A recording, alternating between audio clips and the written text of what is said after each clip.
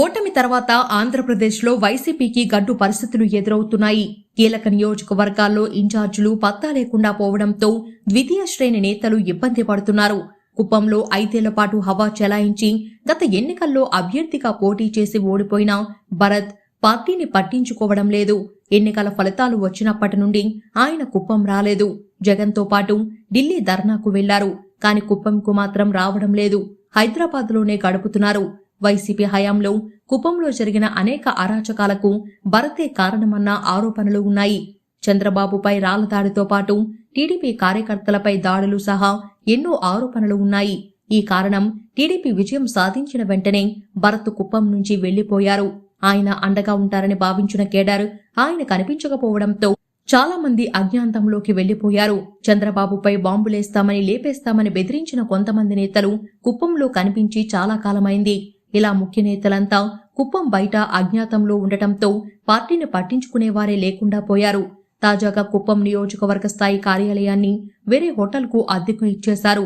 ఇప్పుడు వైసీపీ కార్యాలయంలో చిన్న హోటల్ నడుపుతున్నారు.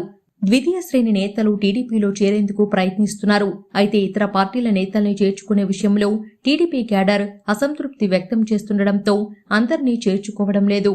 తాజాగా చంద్రబాబు సమక్షంలో 5 కుప్పం కౌన్సిలర్లు టీడీపీలో చేరారు. మరికొంతమంది ఎంపీటీసీలు చేరారు. టీడీపీలో చేరేందుకు Kuppam municipal chairman doctor Sudheer కూడా సిద్ధమయ్యారు. కానీ ఆయన అధికారంలో ఉన్నప్పుడు టీడీపీ నేతలపై దాడులకు పాల్పడ్డారని, ఆయనను చేర్చుకోవద్దని ఆగ్రహం వ్యక్తం చేస్తూ ఆయన ఆసుపత్రిపైనే కుప్పం టీడీపీ కార్యకర్తలు దాడి చేశారు. దాంతో చేరికల కార్యక్రమం ఆగిపోయింది. కుప్పంలో చంద్రబాబు తరపున ఎమ్మెల్సీ శ్రీకాంత్ పార్టీ వ్యవహారాలు చక్కబెడుతున్నారు. వచ్చే కొద్ది రోజుల్లో వైసీపీ మొత్తం ఖాళీ అయిపోతుందని ఆయన చెబుతున్నారు. కుప్పం మున్సిపాలిటీ అభివృద్ధికి 250 కోట్ల రూపాయలు కేటాయించారన్నారు.